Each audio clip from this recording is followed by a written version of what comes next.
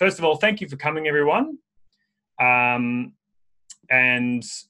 being a part of what we're doing tonight. This will be officially our biggest online tasting we have ever done. So thank you for being a part of it. Very excited. Lots of cheers glasses going up there. It kind of feels like being part of the Eurovision or something. This is great. So, a few little words. So first of all, if you have any questions, which I'm sure there will be many, many questions, all you need to do is you can ask them in the chat. So you can, if you go to the bottom of your screen, you just scroll to the bottom of your screen and you'll see there's a button right in the middle that says chat. Just chat. And one of my colleagues, Luke, if you want to just say g'day and you'll come on the screen. Should be able to see me there. Luke, with the beautiful background of wooden boxes, he's going to be asking all of your questions to us across the evening. So he'll be able to just kind of quickly answer any questions that you have via chat, or he'll ask us the questions. So that should keep things rolling a little bit more. Second of all, I'd like to introduce my colleague, Alistair, who is over in the UK, as he was saying. I'm just going to put you on the main screen for a second here, Ali. Okay, mate. There we go. You're on the main screen now. So Ali, of course, so it's 9:30 in the morning over in London. He's going to be talking with us about these wines. Alistair's actually been a key component of United Cellars for a while, and he's been a key part of finding many of these wines. Ali and I travelled through much of Italy last year and have discovered many of the wines that you'll be tasting over this 4-week course together. So his insight here will, of course, be very valuable. So thank you for coming, Ali. No, but thank you, and thanks for the introduction. And this is fantastic. As you say, it's like being on Eurovision or something. So good morning, everyone, from surprisingly sunny England. So it's 9:30 here, and I think this is great. I mean, the lockdown here and the whole coronavirus mayhem has been crazy, but I think it's been amazing that we've been able to do such different things, and it's enabled us, me from the UK to be with you guys in Australia, and it's great to see, families together and everyone gathering to enjoy this on a Thursday morning or evening, depending on where you are. So it's my pleasure, and I do several things. So I work with United. I work alongside Mark closely to help source wines for United. I write for Jancis Robinson. I write for Decanter magazine. I specialise a lot in South American wine, so I'm out there a few times a year. I was due to be there a couple of weeks ago, and obviously Corona has changed my plans. But no, I'm working with United has been great, and this should be a really fun series of tastings. So great to see such a great audience here. Thanks, mate. And just as a quick intro, so Italian wines have been a passion of both Alistair and myself. And Alistair being a Master of Wine, I'm actually a second-year student of the Master of Wine program. So getting to know wines of a region is obviously very, very important. And we thought it very, very useful to share that with you. And the uptake from you, being a part of this tonight, buying the case to taste the wines with us, has been incredibly encouraging. So for that, I thank you very, very much. So let's get started, I think would be the best idea. So what's going to happen tonight is I have a presentation that is hopefully not too technical. It's basically just some imagery around some maps just to show you where we are in the world, a few things around production techniques, but we don't want to get too technical. Obviously, if you want us to get more technical, trust me, we can get very technical if you want us to. But by and large, we wanted to just basically keep it a little bit more fun and engaging. And again, we do definitely encourage questions. I'm going to have the main screen being the presentation that we're doing, and we're going to be scrolling through that. And again, just to reiterate, in case there was anyone late to the party here, if you do have questions, feel free to just put them into the chat box, or you can also, do a thing, you can raise your hand in the bottom right, you can click and raise your hand, and then we can answer your questions on that. So we can take you off mute if you'd like to talk instead. So to get started, I'm just going to share my main screen with you guys, and we're going to go on to the first slide here of the wines of Italy. If I can ask everyone to please pour themselves a glass of Prosecco. I'm going to make sure, take the feedback from my last tasting and not pour my wine next to the microphone, because apparently it sounds terrible when it's pouring. Right, I'm going to open my bottle here. Yes, a few popping bottles and pouring of glasses. So grab yourself a glass. Now we're just going to go to our first slide here. So first of all, I thought Ali and I could give you just a really broad introduction to Italy. Obviously, you could spend legitimately days talking about the wine regions of Italy. We are indeed taking 4 courses to go through the different corners of Italy, but the history of Italy, of wine in Italy, is so rich and so in depth. Sorry, someone's just coming in from the waiting room. Beautiful. Someone's just been last person coming in. And wine in Italy is something that I'm just going to go to our next slide here quickly, just to do a few words on the basic history. Italy and wine go hand in hand, much like France and wine does. Italy is either the #1 producer in the world or the #2 producer in the world, behind France. Usually that all depends on the specific vintage conditions. But they are very often they are 1 and 2. You would often think that France would always be #1, but often Italy takes the cake as the #1 producer. Now, unlike France and Spain, wine is made everywhere in Italy. Every corner you drive to or sail to or fly to, wine is an absolutely integral part of Italian life within Italy. It makes as I've said here in this little statement here, wine in Italy is something that really took me a while to get my head around. Wine in Italy, it is not a privilege, it is a right. You have a right to wine. And if you don't have wine, there is something seriously wrong with the world. And I've said here that the Holy Trinity, as we call it in the Italian diet, is of course bread, olive oil, and wine. And if you think about basically I would probably say garlic could definitely go into that mix as well. But if you think of any Italian dish, it usually starts with a combination of those 3 things. They're an absolute, and I mean, bread, olive oil, and wine is a meal on its own to start with. So yeah, not a bad place to start. So, but very, very quickly, again, I don't want to be too boring and teachy here. Just to give you a basic history, the vine has been grown in Italy for, at the very least, 3,000 years. It's probably considerably longer than that. But that was 3,000 years is when we can be absolutely sure that it has been grown in Italy.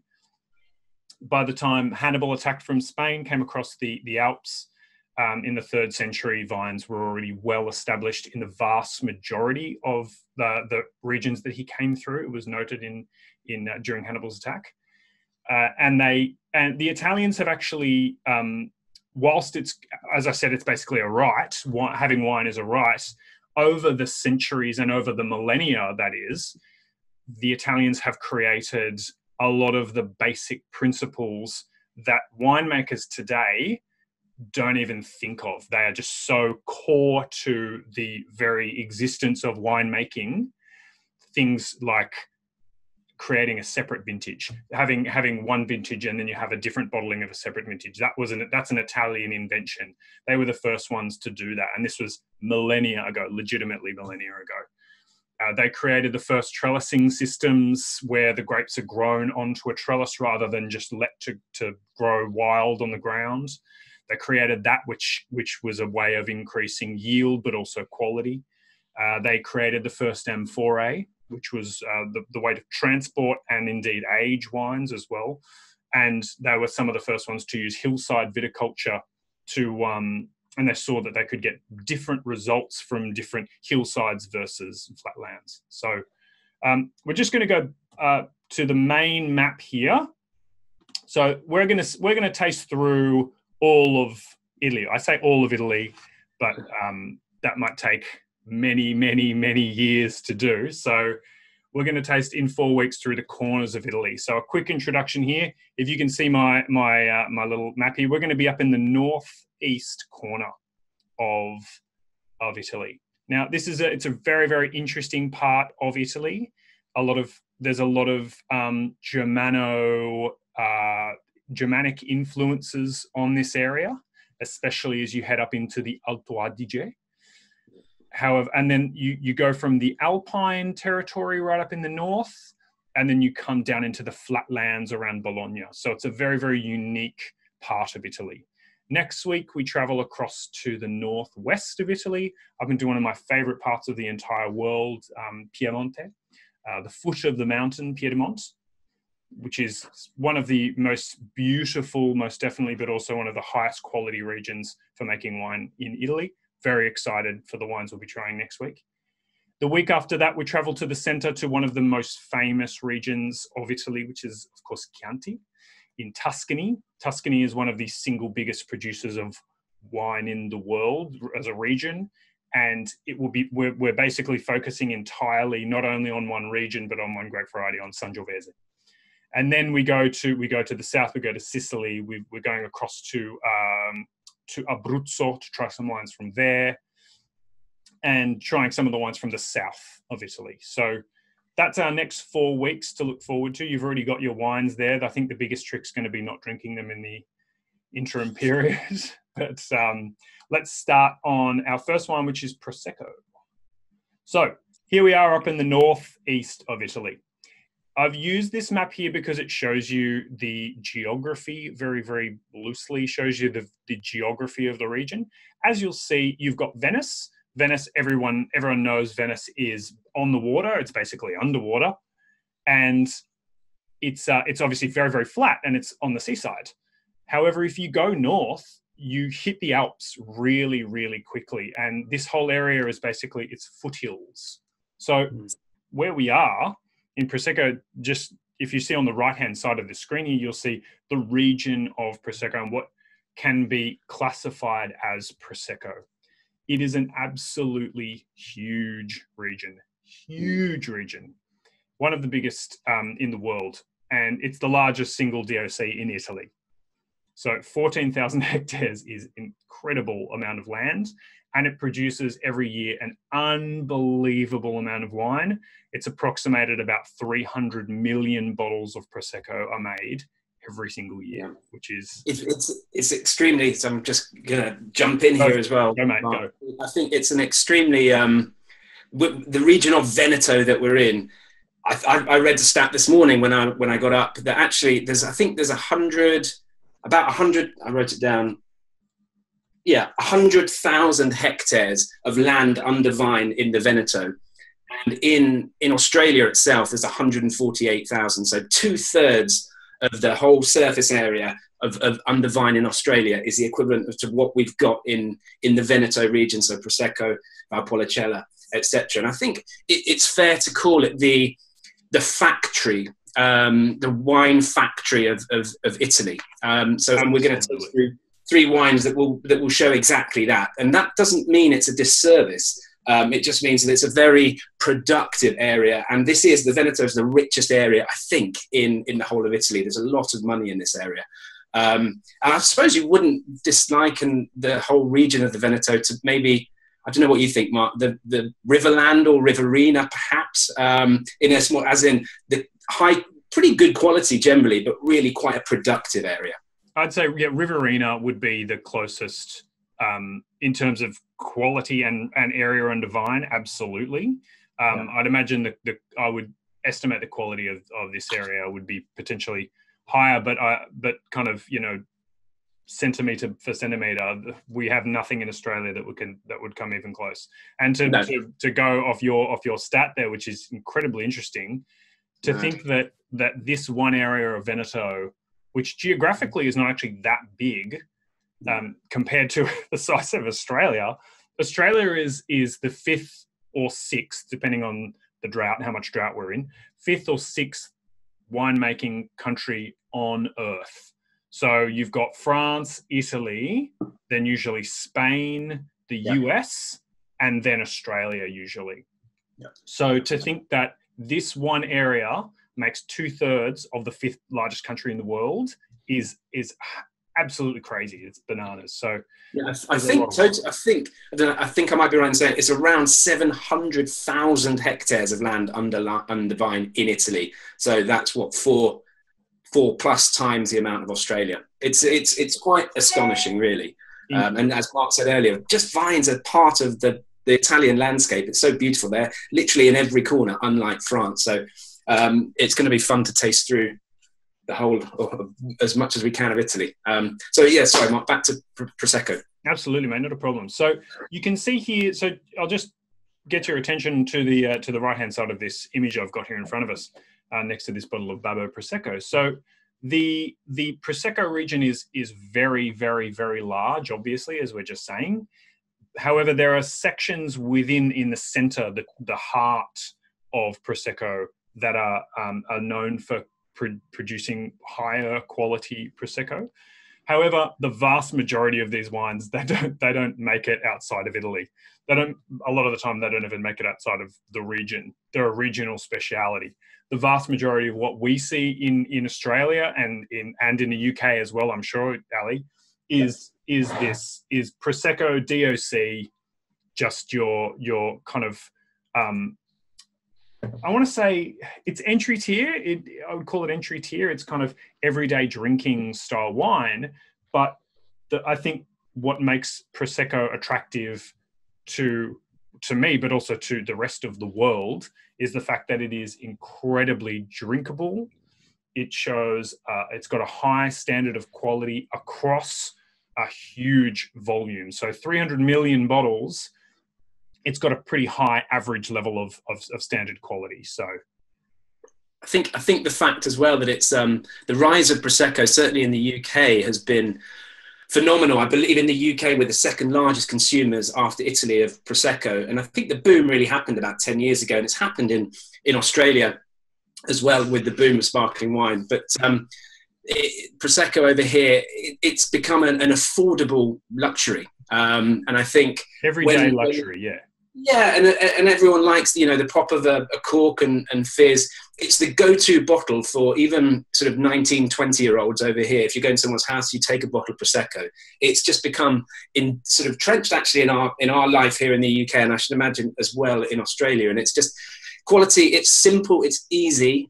Champagne became too expensive, and Cava had the Spanish sparkling wine Cava had a bit of a stuffy image over here. So certainly Prosecco has just become synonymous with an everyday affordable luxury over here in the UK, just because, as I think James just said on the chat, it's dangerously easy to drink. I think that's really nicely put.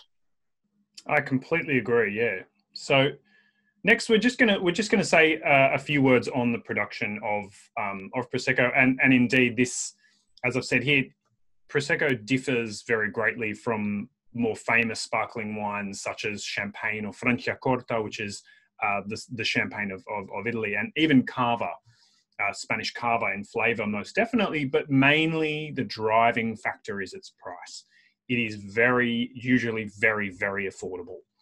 So this is due to how it is made, how Prosecco is produced. So traditionally, the method champenoise, the traditional method, as it's called, is much more it's much more time consuming, and it's incredibly expensive to do, which is why champagne is such an expensive bottle to buy. Even at the absolute cheapest, you're thinking about Moet here in Australia, you think $40 is cheap for a bottle of champagne. $40 for a bottle of Prosecco is crazy, is next to crazy. So where champagne is produced in the bottle, there's the secondary fermentation to get the bottles and the flavor to change the bottles and the flavor. With Prosecco, it's called the tank method, the Charmat method, named after the person who invented the method. Now, basically, instead of doing the fermentation, the secondary fermentation in the bottle, that's all done in an enormous stainless steel tank, this pressurized tank. And that means that you can basically mass produce sparkling wine, which when it was created over 100 years ago, this process, it revolutionized sparkling wine, absolutely changed the game completely.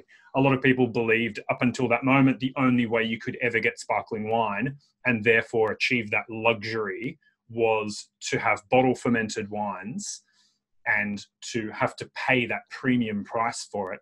And this Charmat method, which is actually an Italian invention, ironically, or not ironically, it's an Italian invention. It changed the game, and Prosecco jumped on that opportunity, and this is where it is now. It is the leading sparkling wine on earth because of that. So, Ali, anything you'd like to say about Charmat method or production of Prosecco? I'm not going to get too deeply into it. I think essentially what it is, and ties in with what we said earlier on. Why is Prosecco affordable? It's affordable because this actually allows mass production at a very cheap price point. They can get it in and out of the winery really quickly, whereas traditional method takes, good traditional method is aging for 3 to 4 years in the cellar. So it can be 5 years before it hits the market. These wines, they can get them in and out. They can store the wines in tank at very cold temperatures, because Prosecco, as you'll taste here, is all about freshness. Whereas champagne and other traditionally sparkling wines are all about that nuttiness, that autolysis is what we call it, where it develops those brioche nutty flavors. Prosecco is all about fun, fruity, accessible. And I'd love to hear what your thoughts are. I'm not actually tasting exactly the same wine as you because I couldn't source it here. I'm tasting one called Passaparola Prosecco. But actually, I think we'll talk a little bit perhaps in a second about brands. I don't think we're going to focus too much on the producers because stylistically, a lot of these wines are very, very similar. They're fresh, they're fruity. And that's a sort of double-edged sword, I think, for producers, because there's very little brand loyalty, certainly in the UK. People go to the supermarket and buy a bottle of Prosecco. They don't go and buy a bottle of a particular producer. So the sales of Prosecco are amazing, but for producers, it can be a little bit of a double-edged sword, that it's essentially become a price war. Absolutely, and that's very, very true. And you look at the opposite, which is champagne, where you've got people who are specifically tied to a brand. There are people Absolutely. They are Veuve Clicquot drinkers, or they are Bollinger drinkers, and they are committed to that, and that is their obsession, and that's perfect, absolutely fine. They know their style. I couldn't tell you one person who would know enough about a Prosecco brand to just be that one. Loyal to that brand. Yeah. It's very, as you said, Ali, it's a very, very good comment. It is that double-edged sword. Whilst it is the most popular sparkling wine in the world, it does tend to be the one that's on special at the moment that sells. So. Absolutely. Mark, can I just jump in there? We've got a Absolutely, mate. From Margaret. She said, what's the difference between a true Italian Prosecco and one that's made elsewhere in the world? That is a fantastic question. Absolutely fantastic question. Now, Margaret, I hate to break this to you, but you won't be seeing too many other Proseccos outside of Italy very, very, very soon. No. So my wife's just popped into the room to steal a glass of Prosecco herself. Thank you. So basically the laws that surround a lot of the European wines, most specifically Italy and France, the appellational control rules denominate that that a certain region, like Champagne is the perfect example. Champagne can only come from Champagne. Now, in Italy, they were a little bit slower to take it up. They were in certain areas, but in Prosecco, they've been quite slow to take it up. And they're trying to set the standard, to set the rule that Prosecco can only come from Prosecco, because Prosecco is not a grape variety, just like Champagne is not a grape variety. Champagne is the coming together of a style and a region from a specific area. And they're trying to do that for Prosecco now. And I hate to break it to you, but they're going to win. They are definitely going to win eventually. Here in Australia, we have a very, very strong Italian history, especially after the Second World War. And there were a lot of families that migrated from Italy to Australia, brought a lot of their winemaking traditions with them. As we said when I first started, winemaking is absolutely a part of the Italian culture. And they brought Prosecco with them.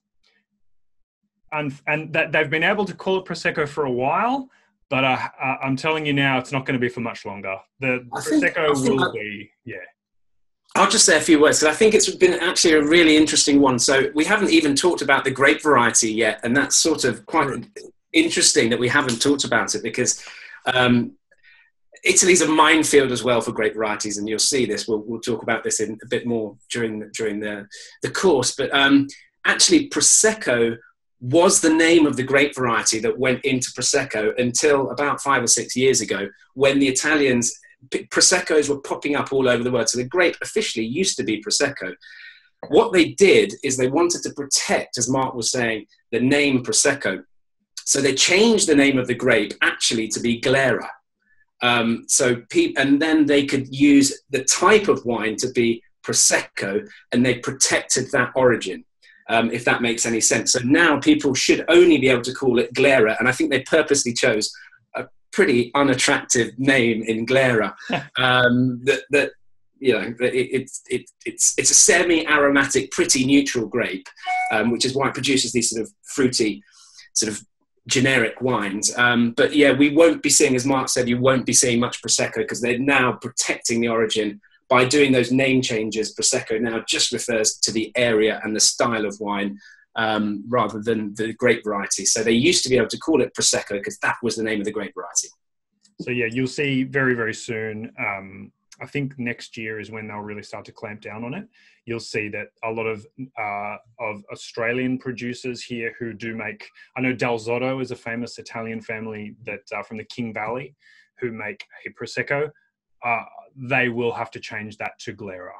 They will be rebranding their Prosecco Glera.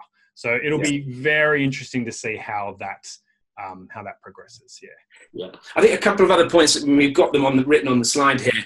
It's quite a confusing category. If you see on the bottom right of the slide, you've got so Prosecco generally is a little bit sweeter, as you'll see, to Champagne. It has a little bit more sugar, which makes it more accessible. So you've got Brut is 0 to 12 grams per litre of sugar. And then, strangely, Extra Dry has more sugar. And then going on to Dry. So it's quite confusing why Brut is drier than Extra Dry and Dry. And that's quite an important thing. There's also two different styles. You might find Frizzante or Spumante written on the label. And Frizzante is a slightly less fizzier. So they put less... it's got less CO2 in, essentially, it's a slightly less fizzy style. I think I've got a Spumante style. Is that what you guys have got? It's a Spumante style, yes. So yeah, it's quite a confusing one, certainly for me with the sugar level. So that's always one to, if you like it bone dry, always pick up a Brut. Yeah, don't pick up something that says dry, because it's quite the opposite. Yes. So that's why that's in the imagery here. Sorry, Mark. I think the general feedback from the chat is the wine disappeared rather quickly. So it's a lot of thumbs up. It does appear. It does disappear very, very quickly. This one, definitely. Is there any more questions? There's a couple come up, haven't there? So just a few, while we're going through this, just a few things to, and Ali's already covered off this. I wanted to make sure that we all understood the confusion of Brut, Extra Dry here. But just a few words here to see, just a few learnings we can take from this. So Conegliano Valdobbiadene means it's the DOCG. So if we go back to the map, in the very center here is the town of Conegliano. Now, around Conegliano are apparently these were the traditional regions where they grew the Glera grape, and they made the best high quality wine. So if you see Conegliano Valdobbiadene Superiore DOCG, this means that it's from a much more highly rated region from the heart. And then Superiore di Cartizze is another one. They're incredibly, incredibly rare wines from, basically it's the champagne of Prosecco. So again, in all honesty, I have never seen a Cartizze in Australia. I don't know if you've ever seen one in London at all there, Ali, but I have, and actually, I've just seen that someone's asked us as well about, we're aware of Cartizze, and can we tell you about it? I can tell you a little bit about it. No, you don't see it outside of Italy very much. I was actually there last August. I sent you a couple of pictures, Mark. Did you see them? I did see them, yes, of you and your partner, yes. Yeah. So I was there at the end of August, and I went up to Cartizze and had a little bit of a tasting up there. So what makes Cartizze special is beautiful area. I mean, it really is, because a lot of the Veneto and the Prosecco area is flat and fertile lands, and the difference with Cartizze is it's on a very, very steep hill. Land prices there are astonishing, and holdings of this small area are around. Most people typically own less than half a hectare. So getting your hands on land in Cartizze is nigh on impossible. In fact, when I was there, I was with a company called Villa Sandy, who are probably the biggest Prosecco producers, and they couldn't get their hands on any land in Cartizze until 2007. It's almost impossible to get land there. The wines are very, very good. And why are they good? The main thing is the slopes, the soil. As I said, what's really important is the sunshine aspect, free draining soils there, and also how the grapes ripen. They typically harvest 2 to 3 weeks later in Cartizze. So there's a lot of diurnal temperature variation. So warmer during the day and cooler at night means you get an extended ripening, and hang time equals essentially more flavor. So that in a sort of nutshell is Cartizze. It really is a gem. A lot of the area, as I say, is flat and not beautiful to look at, but Cartizze is stunning, and really, really lovely wines. I mean, they're not cheap. I'd say they're lovely. They're not champagne. They're completely different styles, but they're certainly a cut above anything else in this region. Well, thank you for that, Ali, because whilst I put this in this presentation, I've never tried the wines or even seen them in Australia. So I'm very glad you had something in there for me to back me up there, mate. No problem. So if there's, Luke, any more questions that we've got coming through, or are we right to move on to the next wine? No, I think we're all good to run on the next one. Beautiful. All right. So next we're going to move on to Pinot Grigio. So Poggio dei Principi, Pinot Grigio.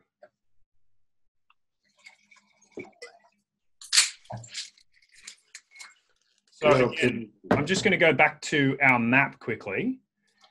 So you'll find here, I mean, this area, the northeast that we're talking about, it consists mainly of three states, basically.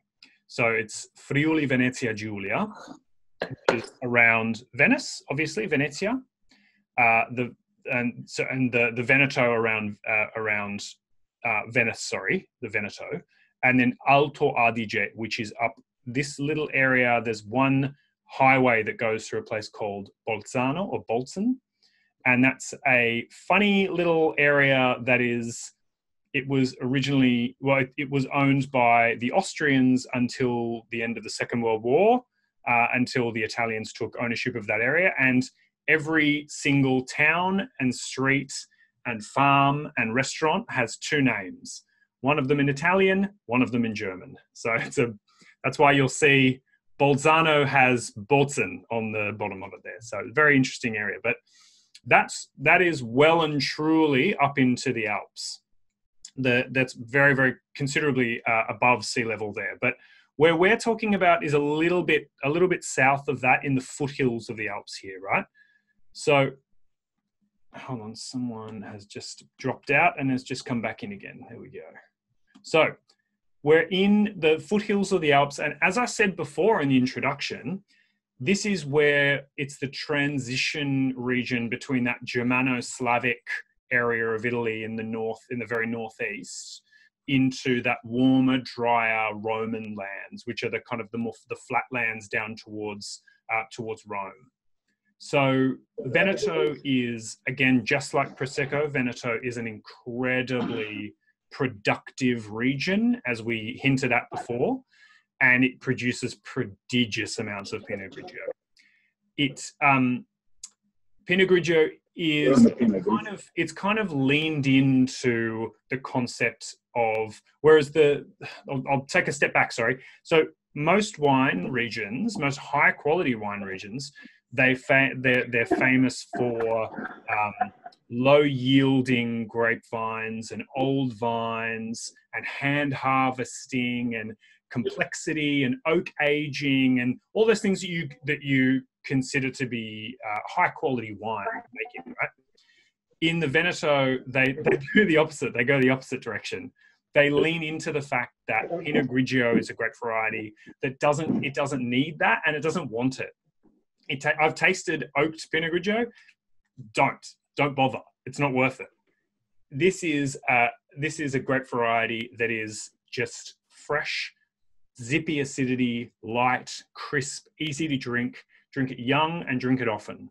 Yeah, I think so. I'll say a couple of things as well. I think Mark's right. I think there's quite a big difference. So Pinot Grigio and Pinot Gris are the same grape variety. So you may see Pinot Gris. Pinot Gris, essentially, I would say the greatest, I don't know what you think, Mark, Pinot Gris probably come from Alsace, where they can actually make stunningly rich wines with pear, spice, almost a honeyed kind of character. And that is where they're grown, as Mark was saying, with care, with love, with lower yields, and they're really focusing on quality. Essentially, when you see Pinot Grigio, it's the same grape, but grown with these prodigious amounts of very high yielding. And it's not to say actually that there aren't some really great Pinot Grigios there. You know, as we go further up from the Veneto, as Mark was saying, up into the Alps and Friuli as well. But essentially, Pinot Grigio, when you see it like this, refers to highly cropped, easy drinking, fairly neutral wines that are just for everyday zippy drinking. I mean, people over here in the UK drink so much Pinot Grigio, essentially because it's sort of fairly neutral and easy, and they don't want to think too much about it. And that, again, all of these wines have their own place. Not every wine we drink has to be hugely complex. Sometimes people just want a refreshing drink, and that's what Pinot Grigio can be. It can be very dull, but it generally here it's drinking neutral style. Absolutely. And one thing that I'll pitch in from a Southern Hemisphere perspective as well is we saw in Australia, we saw what is being called in the industry the Savalanche, which was the introduction of Marlborough Sauvignon Blanc. Yeah. And that was, by and large, really relatively neutral, crisp, dry, fresh wine. Yeah. And it does have a safe home in everyone's house. I know, especially when you're talking about the summer, you just need a neutral, easy wine, moderate alcohol, delicious, crisp white to just drink a bottle of. So, and that's where these guys really, where Pinot Grigio really comes to the fore. Now, just a few quick words about this producer, Poggio dei Principi. So, a large producer, of course. They produce huge amounts of wine. This is machine harvested. They're not old vines at all. They're all relatively young, energetic vines that punch out huge volumes of grapes. The wine is it's not necessarily overly complex, but I think it's got a beautiful texture to it. And the thing that I love the most about this, that really grabbed me when I found this wine, was it has, and Ali and I will know what we're talking about here, it has a distinctive Italianness to it. Now, Alistair and I, when I'm studying, Alistair is obviously a master of wine already, but during my studies, we have to do a lot of blind tasting. And when an Italian wine, especially an Italian white, comes on the table and you have it blind, you have a little smile to yourself. Because Italian wines, by and large, and this is definitely one of them, there's an Italianness to wine, to Italian wines. That I get in this, it's a little hint of, it's almost herbal and it's almost savory. It's almost like a bay leaf character that I get, which you don't expect in a white wine. And it's very Italian, is what I would call it, which is charming in its own way. Yeah, I think I'd be interested to hear what anyone out there thinks of, if we've got any real Pinot Grigio drinkers out there, what they think of Pinot Grigio, what they think of this wine particularly. And I just remembered another thing, actually, when in typical Italian fashion, actually quite a lot of the generic Pinot Grigio that you see might not in fact be Pinot Grigio. They do. There's also a lot of Trebbiano grown around there, and I think some unscrupulous producers will often be putting in other grape varieties and naming it as Pinot Grigio. So we'll never know what they do, but there's certainly a lot of the duller styles are made from different grape varieties that are even more highly productive. So sorry, Ali, I've just had a question from Michael. He said, are a lot of these Italian wines organic by nature or their farming methods? Certainly the wines from the Veneto, no. In short answer, there's not many of these wines from this area. Certainly Pinot Grigio producers that are mass producing, no, they won't be organic. They'll be quite the opposite. They'll be pretty commercial, conventional, shall we say. So they no. For these wines, no. It depends where you are as well, climate-wise, what grape variety you're using, as to how organic you can be. Obviously, in the further south of Italy, it's a lot easier for producers because of the temperature to be organic or biodynamic. But, there's not, and this is a generalization because there are a few big producers that are organic.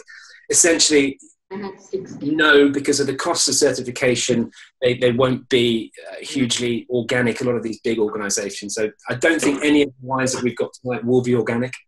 The Valpolicella that we're about to try is in conversion to organic. Okay, great. Okay, thanks for that. But that's very much the exception to the rule. That was using. And as a show of hands, obviously we can see everybody's webcams. What's everyone's thoughts? Hands up for enjoying it? Yeah. There we go. That's what we want to see. Certainly here.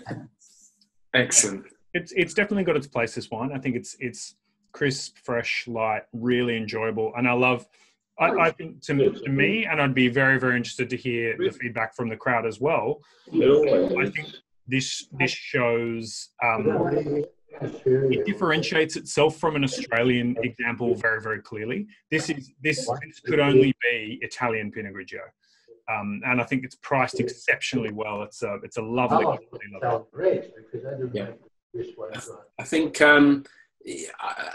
again, looking at, actually, that's a question for you, Mark, from me. What do you see? Most people are labelling Australian produced Pinot Grigio as Pinot Grigio or Pinot Gris, because normally the choice of what they do will refer to the stylistic thing. So in New Zealand, if it's Pinot Grigio, they'll normally be going for that. They normally call it Pinot Gris over there, but they'll be going for this kind of style, whereas Pinot Gris often a little bit sweeter, a little bit richer. Is it the same in Australia?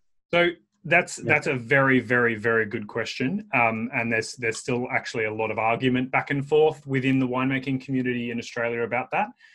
By and large, we have tried, and it's not a legally binding thing at all. You don't have to be a part of it, but the vast majority of winemakers have put their backing behind this. Basically, it is a level of richness or sweetness within a wine, and once you are over a certain level, you should call yourself Pinot Gris. If you are under that level, you should call yourself Pinot Grigio. So by and large, I mean, in New Zealand, as you just said there, Ali, it's very hard to find a Pinot Grigio in New Zealand because they just make Pinot Gris. And I've had a lot of Pinot Gris over in New Zealand that have about 2.5 grams per litre residual sugar, crisp, bone dry, fresh, tastes a lot like this wine here. So it can be a little bit of a confusing one, but the good thing is that in the last few years, if you are confused by it, you turn the bottle over, and on the back, in a lot of Australian producers, they've got a richness level. And you can scale. It's a scale from 1 to 5. It was actually started by Taylor's Wines in the Clare Valley. And anything over 3 is a Pinot Gris, and anything under 3 is a Pinot Grigio. So, Mark, sorry to interrupt you. Just a bit of admin. We're getting feedback of people's microphones. Can we just double check that your mic is turned off, just so we can hear you nice and clearly? I think convergent safety. Getting a little bit of feedback off you guys. I'm just putting you guys on mute now, guys. All right. So there you go. You're done. There we go. Cheers, guys. Thank you. Okay. So, any other questions about that? I mean, I think that kind of covers off Pinot Grigio. There's not really much we can do to talk about the winemaking. As we said, there's a little bit of lees contact. That's about as heavy as we go. There's no pressing, cool ferment, stainless steel, bottled young, and don't age it. Please don't. Just drink it. That's the style. A nice little fact that I came across here is that today 59% of the Pinot Grigio in the world comes from Italy. Now, if you were to go back even 10 years, that number would be hugely higher. Pinot Grigio used to be almost the sole home, or Italy used to be the sole home of Pinot Grigio. That used to be the only place you could find it. And I find it very, very interesting that more and more and more, and I would say especially in the US at the moment, there's a huge growth of Pinot Grigio around the world. A lot of people are jumping on it. So yeah, it's happened. It's interesting because in the UK, Pinot Grigio, it sort of came from nowhere really. About 10 to 15 years ago, people suddenly started drinking it. I think essentially because it is neutral, because it's easy as well for us Anglos to say the name Pinot Grigio. It sounds crazy, but I think often the names of certain wines do help sales. And it became there was a radio host actually in the UK called Terry Wogan. I don't know if you know him. He's very famous. And he had the morning radio show on Radio 2, big station. And he used to talk about Pinot Grigio. He had this little sketch, and almost every day he'd talk about drinking Pinot Grigio. And the sales rocketed and rocketed and rocketed. And I genuinely believe that actually this Terry Wogan, this DJ, was responsible for increased sales hugely in the UK. Well, hopefully the Veneto gave him a little kickback there. I think maybe they did. Yeah, should we have any other questions before? Are there any other questions, Luke? Yeah, we've got tons of questions actually. Firstly, Hugh's asked a really good one actually. How long does it take the nose to develop on these wines? I'll give. If I'm understanding, how long does it take to develop after being open? If I'm being honest with these wines, certainly with this Pinot Grigio, if we're talking specifically about this, that it's actually pretty neutral. So I don't think the nose is really going to develop much on this wine. It is all about that sort of apple green fruit character, and you're not going to get a lot more. If your question, Hugh, is more about just wine generally and how long does it take for the nose to develop, it's a pretty difficult question to answer because each wine will be different. Some will naturally be more aromatic. Some will go through closed phases when they're in the bottle. A little bit of oxygen will always help bring out those aromas in white wines and red wines as well. So decanting, that's actually one great reason for decanting, is to get air in your wine. And there's no reason as well why you can't decant white wines. I often do to help that nose develop. So I hope that sort of answered the questions.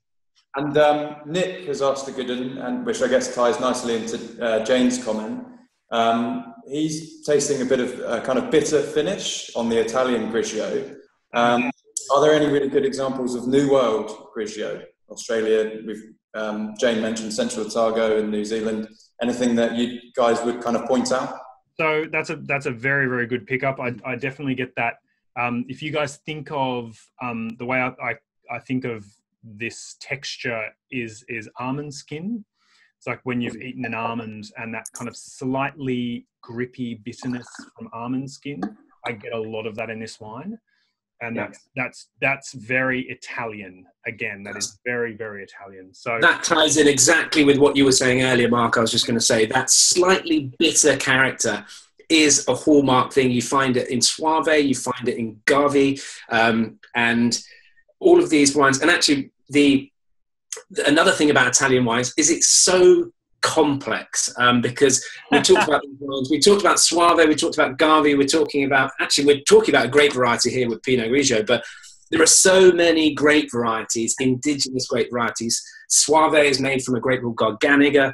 Gavi is made from a grape called Cortese that you very rarely find outside of these regions in Italy. So it's a very, very complex country, but there does seem to be, and this is hugely generic, but with the white wines, it can have that slight bitter character. It can have sort of an almondy, for me, it's an almondy, slightly nutty character in the white. And this is a huge generalization, a lot of reds from Italy are also bitter. They have this sort of slightly bitter, dark cherry character. And that is generic, but you do find that in Tuscany. You certainly find it in Valpolicella, which we'll taste in a minute.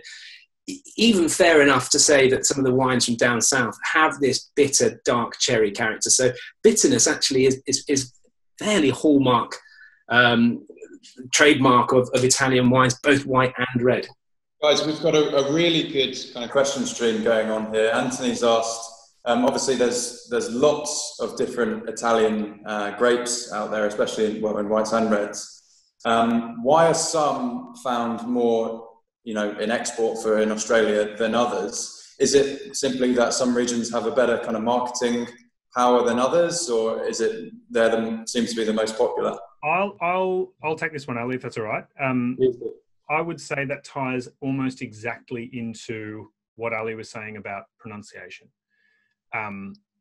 Pronunciation is something that you get to a Gagliolopo or Cortese is not too bad, but then you get to Garganiga or something like that, and it's harder to produce, and it's hard to remember, honestly. I know I study the thing and I find it hard to remember a lot of these names. Greek ones like Assertico and down in the south of Italy, Nero d'Avola and Cappuccino and things like that. They're very, very hard to remember. And if you try a glass of one and you think, oh, that's fantastic. But if you don't remember what it was that you drank, you're never going to drink it again, are you? So I think exposure is definitely something. So how widely grown something is and how exported it is definitely something. But I think also pronunciation and knowledge and familiarity it has to play a huge role in the success or failure of certain wines, definitely. Yeah, I agree. And I've just seen actually Hughes made a comment here that South Australia and Northeast Victoria, there is actually, and Mark touched on this earlier, obviously, as you know, there's a huge amount of Italian immigration in Australia historically. So a lot of them did bring the grape varieties over with them. So in Australia, they are there in small pockets. You find Zebibo, which is Muscat, often now, not often, but occasionally labelled as such in Australia. So I think Anthony said, why are there so many not sold in Australia? Well, I think a lot of them are there. But as we also said, there's so many wines in Australia, in Italy, that it's difficult to sell everything all over the world. So just to touch on that quickly, so we can, I won't get everyone to take a poll, but it is genuinely shocking how many grape varieties there are in Italy. It is genuinely shocking. And when I would get you to guess a number, but you probably wouldn't get anywhere near. It's over 6,000. It's That's astonishing. And it's also, I mean, that's a crazy stat. I didn't know that. It's also incredibly confusing because you will also find that Montepulciano, for instance, so Montepulciano d'Abruzzo is a grape variety. A lovely grape variety from Abruzzo. Montepulciano, Vino Nobile di Montepulciano, so also Montepulciano, is a place in Tuscany, and it's made from Sangiovese, another grape variety. So you've also got grapes and towns that are the same, and people call them Montepulciano, but they're completely different parts of Italy and made from completely different grape varieties. So they love to make it very, very complicated. And we're going to taste in our next wine. We've got some, grape varieties that, I think I'm not going to say anything because I think Mark's got a question for you. I'm going to quiz you all. So we might. So Luke, any other questions on these ones before we move on to the next one?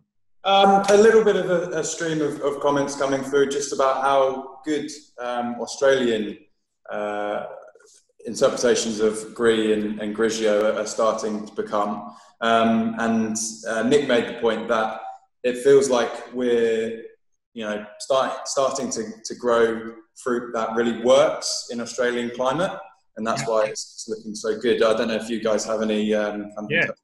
Completely agree, and that's a very, very good point. And I didn't answer that question before. I apologise. So there are several producers in Australia that are gaining a real name for Pinot Grigio, definitely. New Zealand, as I said before, it is extremely hard to find a New Zealand Pinot Grigio now, but there are plenty of Pinot Gris that are fantastic. I mean, we know that producers Felton Road make a beautiful Pinot Gris. Mount Difficulty make a gorgeous one. In Australia, we've got wines like producers, as I said before, Pizzini, producer SC Pinnell in the McLaren Vale, Steve Pinnell, who's a marvelous winemaker. He makes a Pinot Grigio that is done very much in this Veneto style, and he grows it up in the hillsides of Willunga, which he said remind him a lot of the Veneto region. He spends every single year, our winter, their summer, making wines over in Italy, in different parts of Italy. And he makes a Pinot Grigio that is, I would put that right on par with a lot of high quality Italian guys. So that's definitely one that I would look out for. So, all right, I can see plenty of people starting to pour. Just shared the link to the Stephen Pinnell wine that you referenced. Very well done, Luke. Thank you very much. At United Cellars. Available for sale at United Cellars. So I think everyone's got red in their glass now. So I think it might be time to move on to our next wine, which is the Ca della Scala, Valpolicella. So let's all pour ourselves a glass. And while we're pouring ourselves a glass, I'll tell you a funny little story. Many years ago, when we first started importing this wine into Australia, you'll see the image that I've put up on the screen there if you look at your bottle, you'll see they've got a little scroll on the neck, a little scroll attached to the neck with a little red ribbon, which is a charming little, it's actually a thank you note from the family, which is adorable. However, the first time we imported these wines many years ago, it was a cutting of vine that was sent across, attached to every single bottle of wine that we received. Huh? Which is an amazing amount of effort that they've gone to attach a vine cutting to every single wine. Did that get through Australian customs? It did get through customs. It probably shouldn't have, but it did get through customs. So after we received them, we got in contact with the producer and we said, thank you very, very much. It's a lovely touch that you've put on there. However, please never do that again. Australian quarantine will smack us with a big fine for that. So I like that. Okay, that's great. We're going to move on to Valpolicella. So this is the most famous red wine in the Northeast, the region that area we're covering today. And it actually ranks second after Chianti, which Chianti I would say is the most famous red in Italy. It ranks second after Chianti for the total production of red wine for a denominazione di originata controllata, so a DOCG, or DOC. So here is the $1 million question: who can name the grapes used in Valpolicella? Because they are very, very rare grapes to find anywhere else. So, Luke, have we got any answers there from anyone? Oh, it is well onto it. Nice. Everyone's onto it. Very good. So, there are many, many grapes allowed in Valpolicella. However, there are three major grape varieties. One major grape variety that is the backbone of Valpolicella, and this one is almost exclusively that one grape, which is Corvina.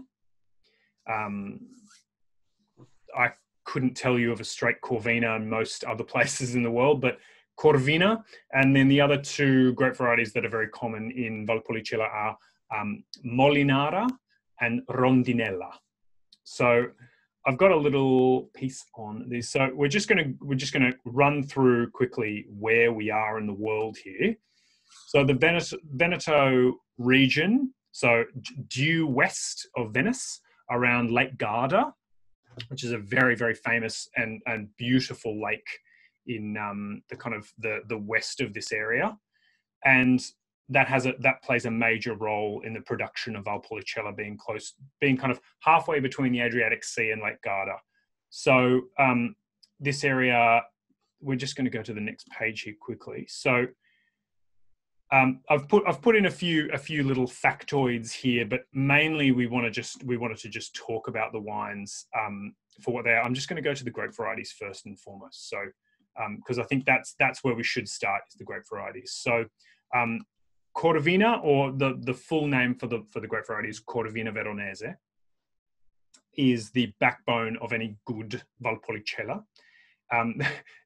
As with a lot, as Ali was hinting at, with a lot of Italian viticulture, there are a couple of rules that are quite convoluted in the production of making Valpolicella. So it must consist of a minimum of 45%, but a maximum of 95% Corvina. So, and that, as you can probably guess, that's a big gap. That's a big difference that you can have. So it's slightly idiosyncratic, a little bit like the Italians themselves. With many of their laws have that sort of have idiosyncrasies there. Exactly right. So 25%. No, Rondinella must be a minimum 5%.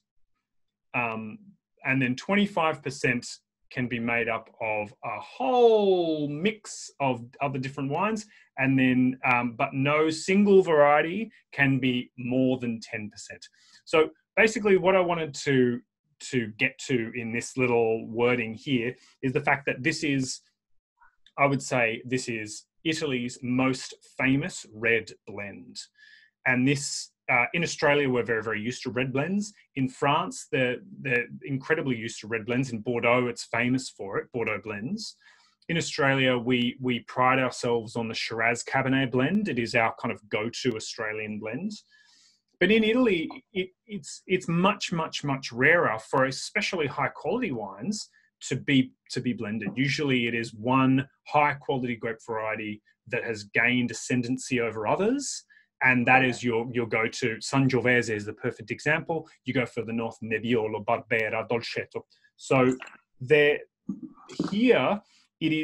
actually established rules to state that you must blend. Not that you should blend, you legally must blend.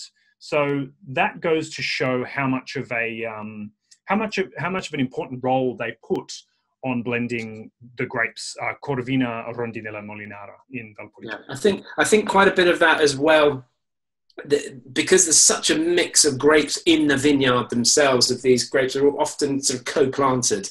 That's one of the reasons we see that they are historically been planted together.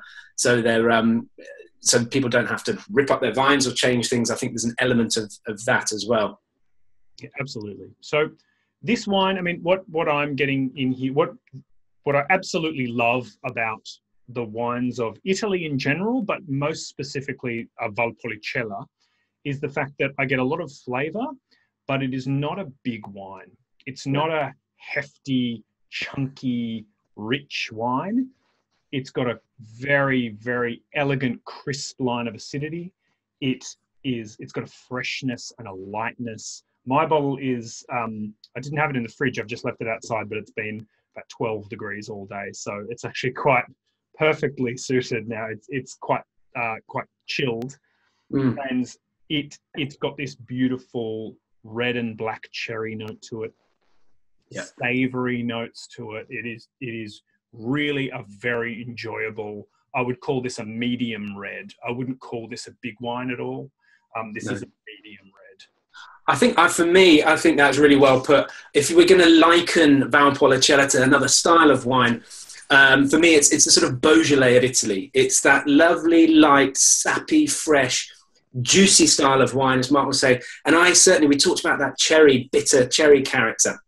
Certainly get that in this wine. Nick's just come up and it's crisp and crunchy. Exactly. And that's what I think of with Beaujolais as well. And I actually adore this style of wine. I've got to say, actually, Beaujolais is quite possibly in Gamay one of, if I could only drink wines from one region, realistically, and some people might think I'm crazy for not saying Burgundy, I wouldn't rule out Beaujolais. I love those styles. And I think of Valpolicella being the same, that sort of light freshness. But then, and we'll talk a little bit about this, I guess, in a minute, Mark, we've very cleverly, just to not have that only light style, we also have Ripasso and Moroni wines as well, which come from the same region. So I imagine we're going to get to those in a minute. So it's quite a clever wine region in some ways. So they've got these lovely light, fresh wines, but also make some of the biggest, densest, darkest, heaviest wines in the world as well from the same grape varieties.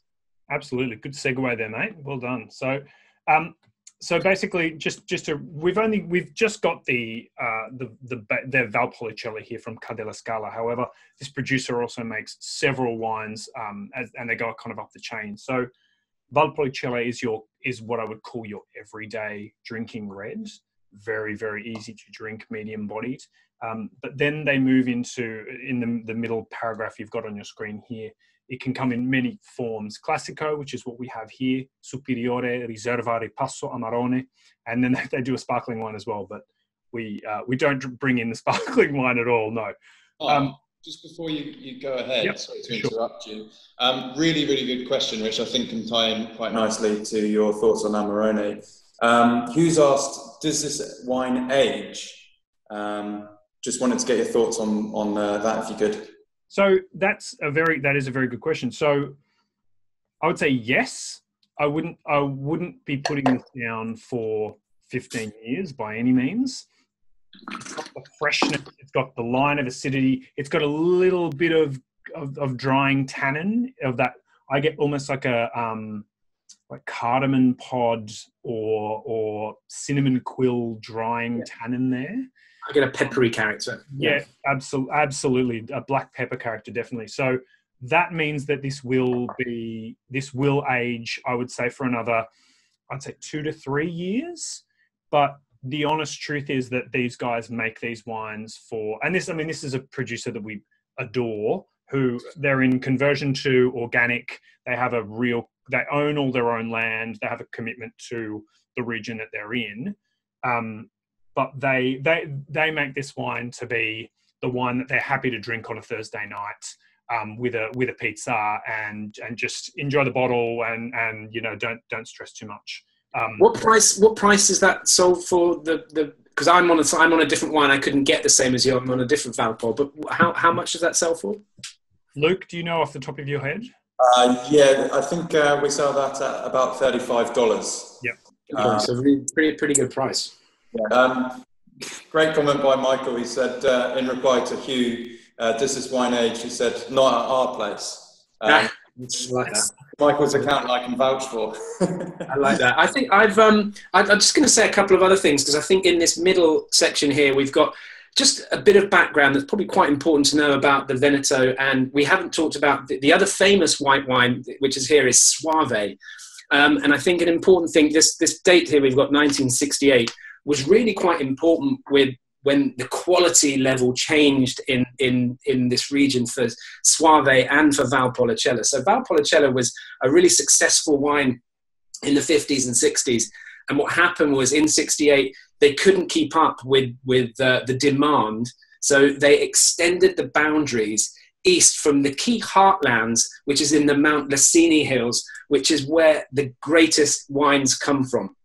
There they've got volcanic rich clay soils, and that's where the best Classico wines come from. So if you see Classico, it means it comes from the classic heartland. If you don't see that, it means it comes from the areas where they've extended it, the more productive, fertile plains, which generally don't produce wines that are as good as the Classico. So a general rule of thumb with Soave and Valpolicella, to see Classico is good. Superiore means that it's got a little bit more alcohol, and it has to be aged, I think, 6 months or a year before they release it. So looking for Classico and Superiore can often indicate that they might potentially be of a better quality, if that makes sense. It's no guarantee, but it means it comes from the best soils and heartlands.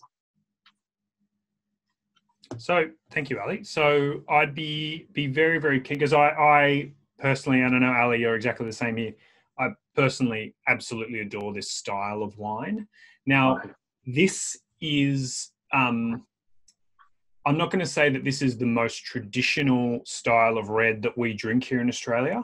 This is a far cry from your Barossa Shiraz. This is your big, gutsy, neck oil kind of root bomb Australian Shiraz.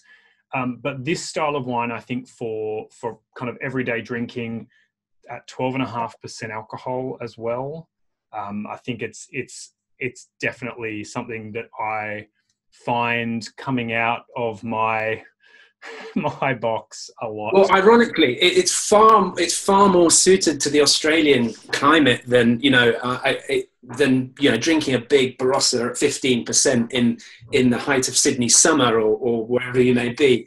It's not particularly appealing to me, but drinking this slightly chilled, and Mark hit the nail on the head. Don't ever be afraid to chill your wine, or I'm regularly in restaurants in the one day of summer that we get here in the UK. I will often ask for my red wine in a restaurant to be put in an ice bucket. You get looked at like you're crazy, but certainly Valpolicella, Beaujolais, Pinot Noirs, they can really, really benefit from just being chilled down a little bit. And it's really the kind of drink that's suited to the Australian climate for me, far more than, we should be drinking the big Barossa fruit bombs in our eternal winters over here. I completely agree with you, Ali, and long may they continue. So, Luke, any feedback from the team here on what they think about these wines? Was there an Moroni question? Yeah, we've had a question about Moroni. We've also had Nick ask about whether they're aged in large cask oak or something smaller. Yep, no, great question. These are I know these ones here from Ca della Scala, they're aged in large botti, so very, very, very big old wood. So you don't actually get a lot of influence of oak from this wine at all.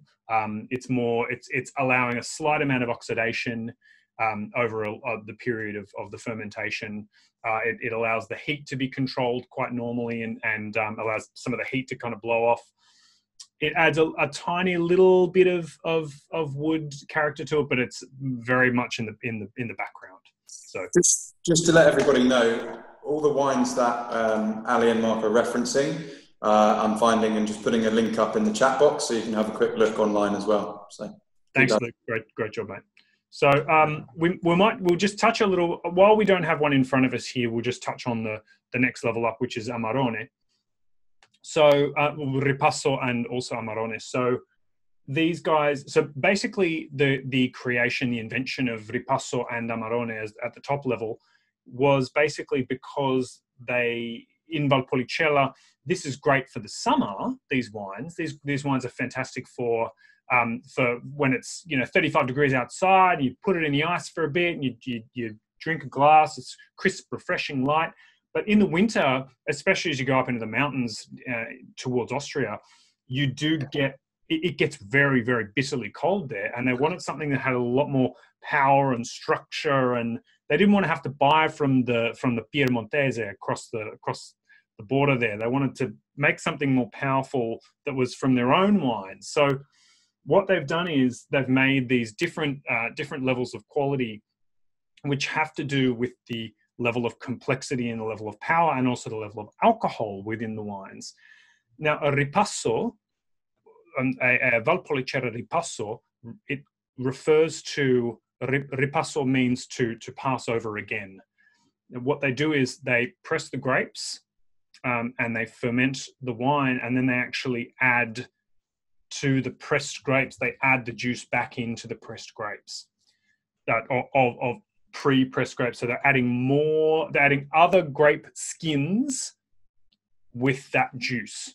So what that means is, while you've got this fermenting juice which has alcohol in it, which is a solvent, you're adding that into pressed skins. What happens is you strip away more tannin, more flavor. You get a little bit more sugar out, which increases the alcohol up a little bit more, which encourages the process to happen a little bit more. And you get wines that have a higher alcohol. As I said, this is 12.5% alcohol, that you go up to kind of 13.5 to 14% alcohol. They have a deeper color. You see, this one we have here is a kind of faded ruby, I would call it. They get a darker color, and they get more thick, heavy tannins as well, which are stripped away from the skins. Then you go to Amarone, which is the next level again, where the grapes are actually dried. They're actually semi-dried.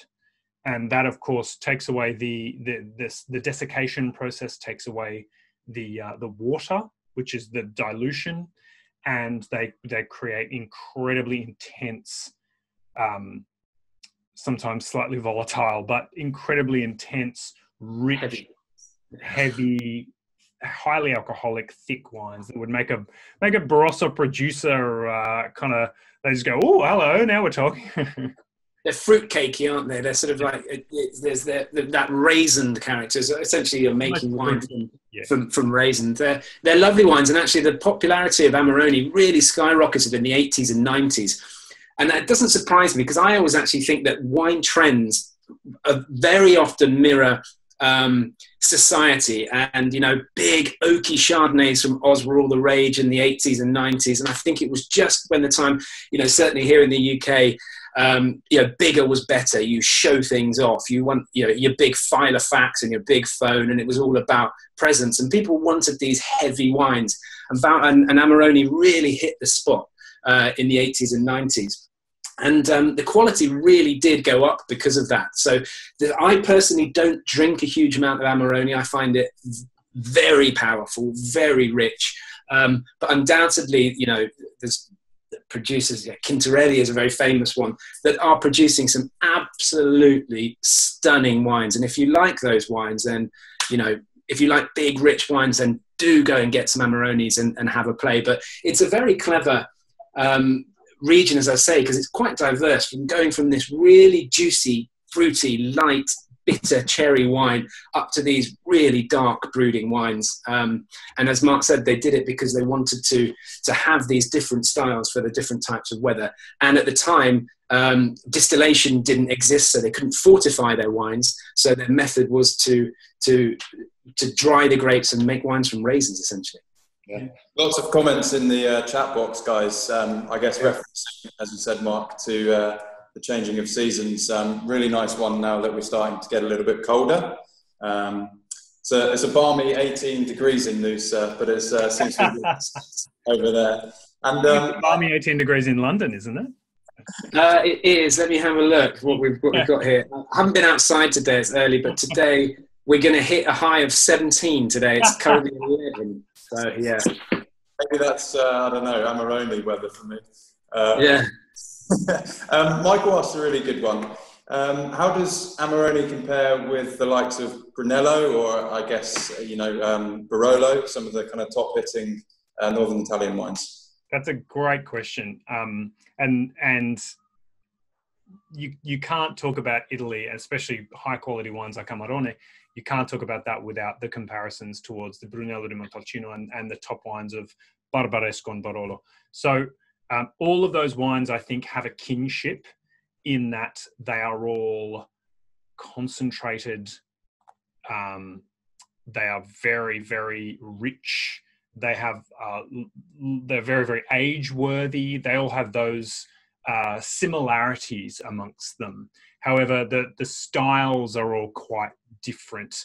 Barolo and Brunello di Montalcino are none of them are using dried grapes. So Amarone can get almost, as Ali was saying, I get a prune character to it. They also can get quite a sweet finish, which is very, it's lovely. Honestly, it is lovely. Especially, it's almost like, honestly, I say it's almost like going towards port.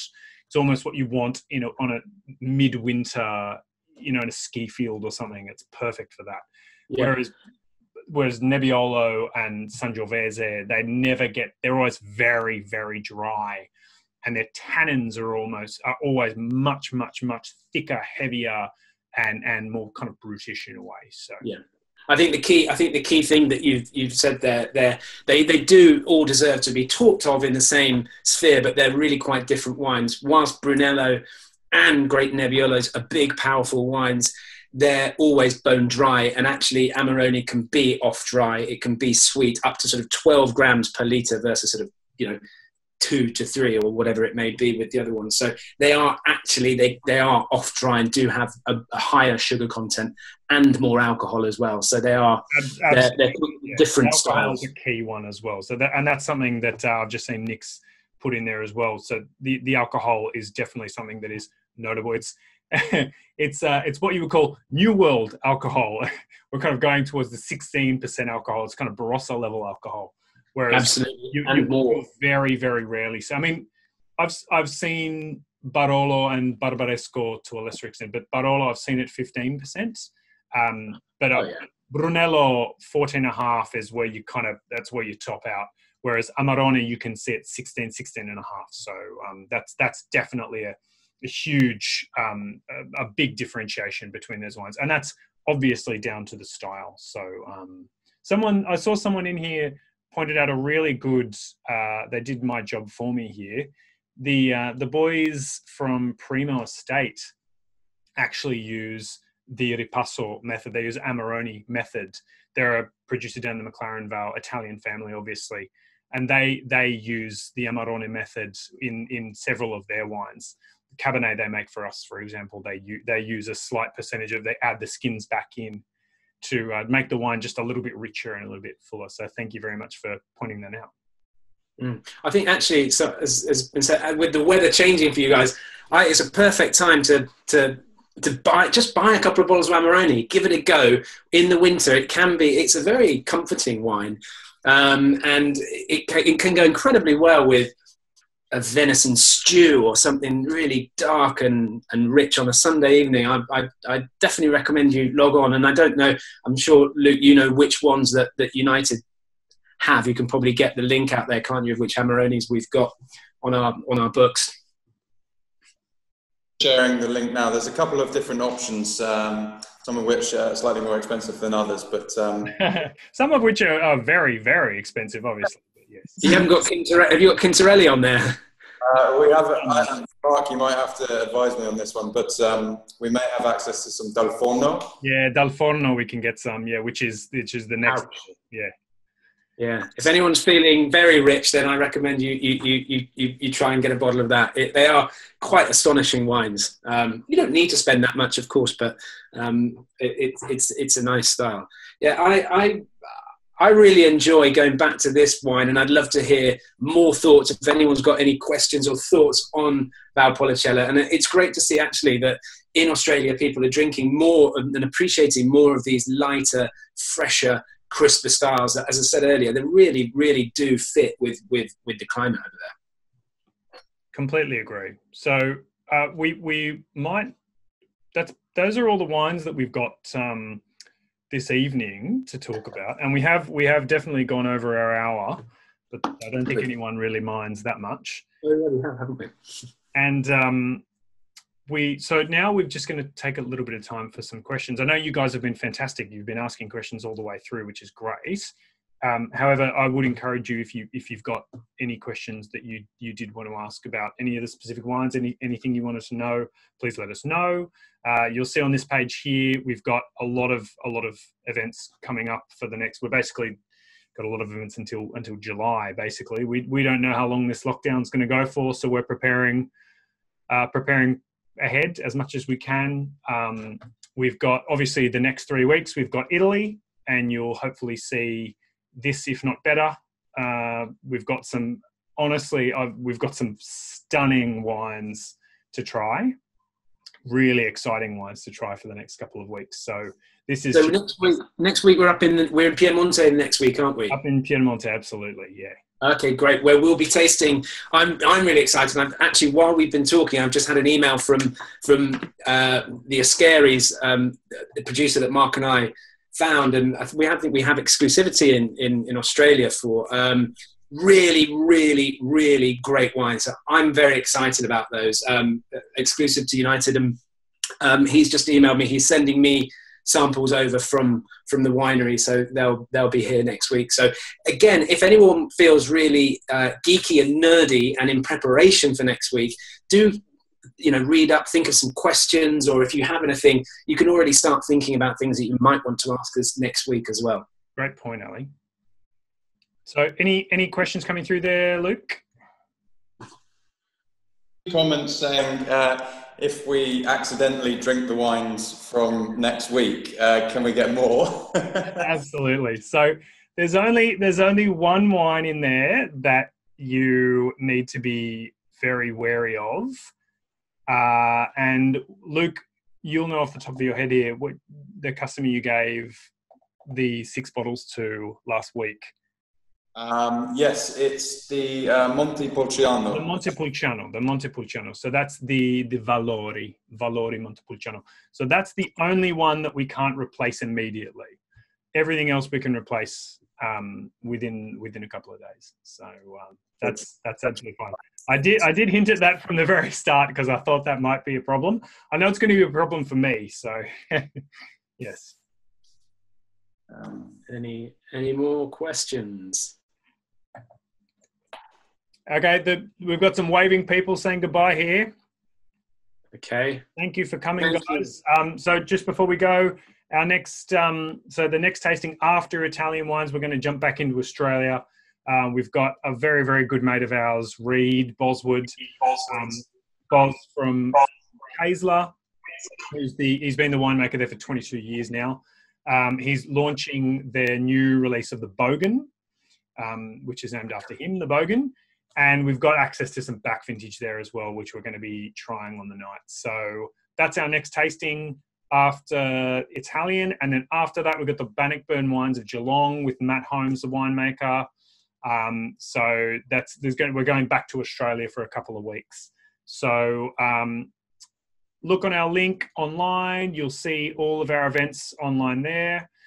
We're also going to send you guys out a quick little feedback form because we really do want to hear your feedback, because this is a relatively new thing that we're doing. I'm just doing this in my house, which is the first time I've had to do something like this. So, it's great. We're getting Ali across from the UK. We're getting you guys from WA and Brisbane and Melbourne and Newcastle. Some fantastic guests here. So we really do want to hear your feedback. If there's something you want us to do a little bit better, we'd love to hear your commentary on it. So we're going to be sending that out to you first thing tomorrow morning. Okay. Well, yeah, and I'd just like to say again from me, thank you all. This is my new favourite way to spend a Thursday morning, and I'm very pleased that we've kind of gone on a little bit, because now it's 11. In an hour, I can actually probably have a glass of wine and not feel too bad about it. I have seen quite a lot of people. My room overlooks the street, and there's a gentleman at his desk in the window right opposite who's been looking at me rather peculiarly for the last hour and a half with 3 bottles of wine open, talking to a computer. So I think he thinks I'm balmy, and quite a few other people walking their dogs think the same, but I don't care. There's about 100 people in Australia who know that you're not crazy, so that's all right. Oh, that's all right then. There's not my neighbours. Don't. No, but thank you all. And as I said, as Mark said, please do give the feedback and anything that you think you'd like to hear from us or us to talk about next week or any week or any improvements or anything we can do. It's always really useful to hear your feedback. So thank you to you all from me in the UK, and thanks to Mark and Luke for moderating. That was great. It's a great help to us. And thank you to all of you for logging in and joining in. Grazie a tutti. And Okay. next week, we've got a fantastic lineup of wines. So looking really forward to seeing you all then, okay?